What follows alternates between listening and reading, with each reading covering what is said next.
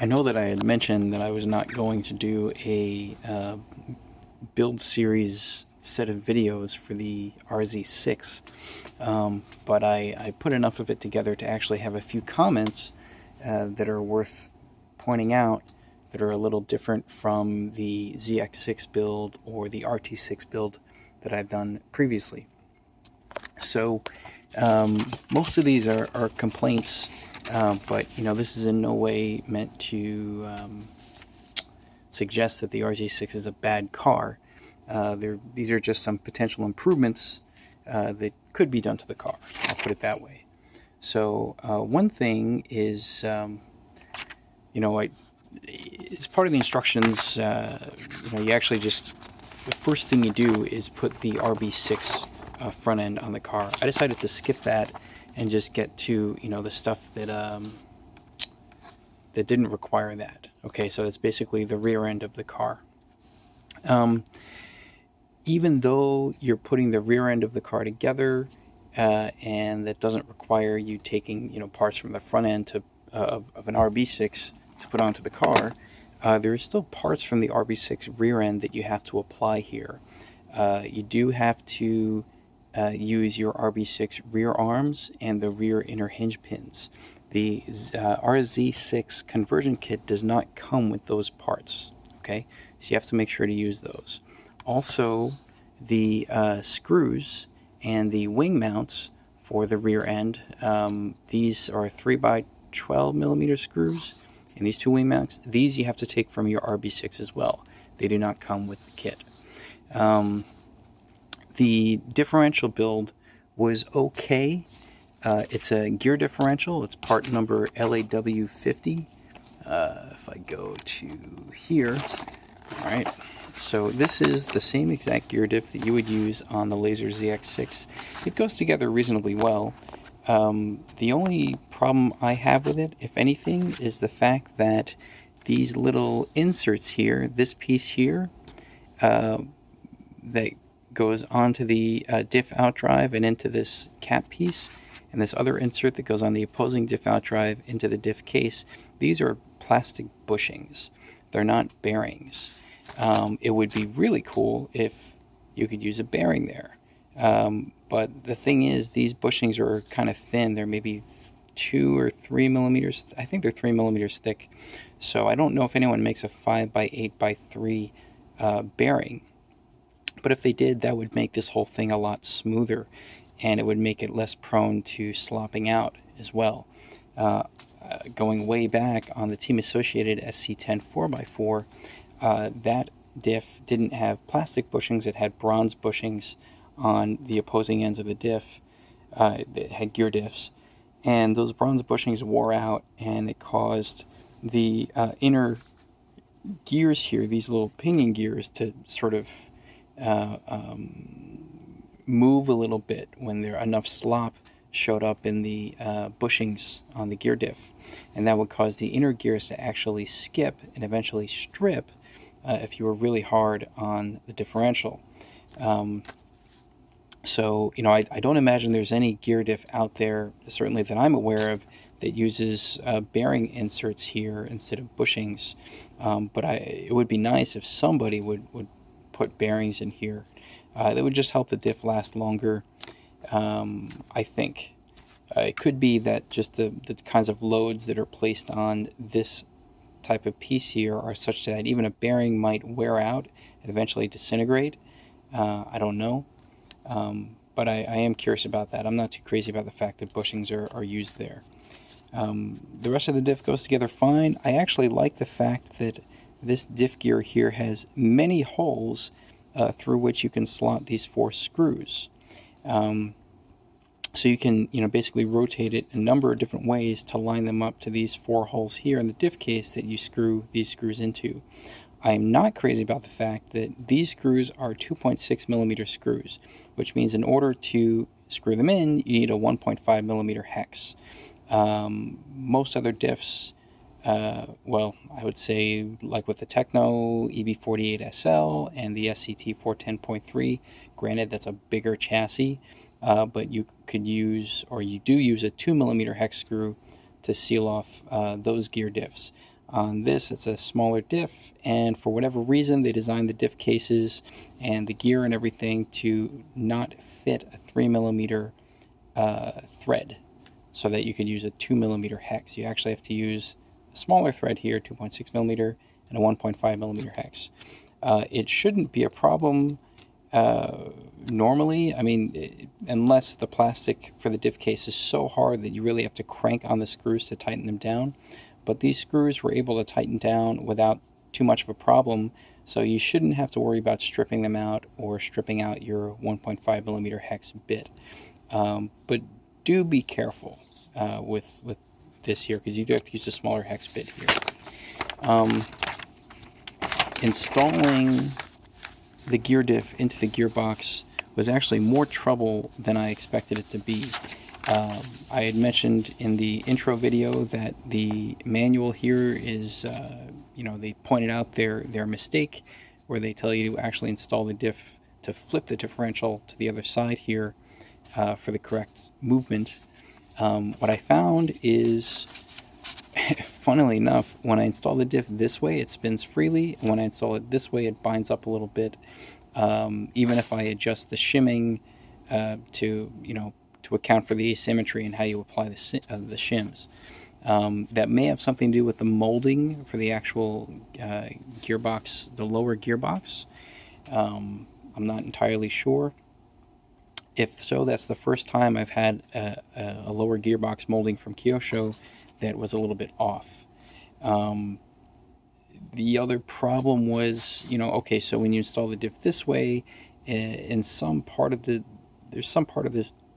gearbox casing here that kind of wants to bind against the gear here.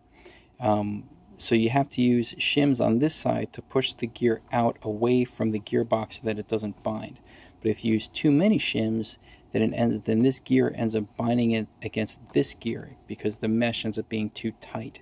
So you really have to do a lot of trial and error to make sure you get the perfect shimming, so that you have little to no bind against the gearbox and as little bind as possible, or as good of a mesh as possible, between these two gears here. I did find that there is for some of the rotation here, there is a small amount of, I wouldn't call it bind, but the mesh does get a little bit tight. So I'm hoping that this will break in over time as I run the car. Like, you can kind of hear that, so it's nice and smooth. And then right there, it starts to bind up a little bit. Okay, so that was the best shimming that I was able to manage with this particular gearbox and the gears that I was given for the kit. Okay, what else did I want to mention here? See, I got a whole list of stuff. Parts bags. Parts bags are not numbered. In the RB6 or the RT6 or the ZX6, all the normal kits, they give you numbered parts bags. Granted, in those kits you'd have a small amount of parts bags, maybe 6 or so, and with each parts bag it covers several steps. But here they don't even bother to label any of the parts bags, and there's maybe 4 or 5 of them. So it's I suppose a minor inconvenience. They probably expect that since you've already built an RB6 and possibly even a ZX6, that you would kind of know where to look for parts. But if you're new to this, then it could be a problem if you have no experience with Kyosho parts. The slipper clutch assembly is certainly my least favorite part of the build. This also goes for the ZX6. This slipper clutch is a very finicky assembly, certainly more than it needs to be if you compare it to something like the Team Associated VTS slipper, which is one of the easiest slippers you could possibly put together. And the part of the issue is that you have, this sort of assembly here that slots into the back slipper plate, and then so that has to be aligned perfectly. And then you have the slipper pads that have to be aligned to the spur gear. Okay, fine, you put that all together, and then this top slipper plate goes on, and then this hub here, much like this hub, slots into this slipper plate. But the hub itself has to first slot onto the lay shaft, so you have to play around with it to make sure it slots in, and then you have to align the slipper plate to the hub to get the hub to slot into the slipper plate. But while you're doing that, the plate's kind of shimmying around. It's not locked in place, so it's quite finicky to put it together. But once you put it together, it's okay. It's just really more effort than I think it needs to be. What is interesting, I expected that the whole drivetrain would assemble much like the ZX6. The one thing that I found that was different was that when you put in the rear drive shaft here, on the ZX6, what you would do is you would install the drive shaft. You'd actually loosen this grub screw to allow this outdrive to slot back a little bit, so you'd have room to install the drive shaft, and then you slot it in here, and then you move this outdrive up, and then you tighten down the grub screw. That way you don't get any play for this drive shaft within either of the rear or front outdrives here. They did something a little different for this kit, where you basically put this on and it stays. You don't, once you install this as part of the lay shaft assembly, you don't have to move it around or anything. And they have there's an O-ring that you put on this outdrive that basically picks up the slop, any residual slop within this part of the drivetrain. The problem is they have you install that O-ring after you've already put this brace on, and after you've, basically as you're installing this dog bone, they want you to put the O-ring in there. That just makes it very hard to reach in around this brace here and try to shove the O-ring in. It would be a lot easier if after you build the gearbox and you're basically at this step before you install this, to just put the O-ring in there. It would save you some trouble, later on. Let's see, was there something else I wanted to mention about this drivetrain? I don't think so. Oh yeah, that's right. The some parts here will require you to have experience with the ZX6 build.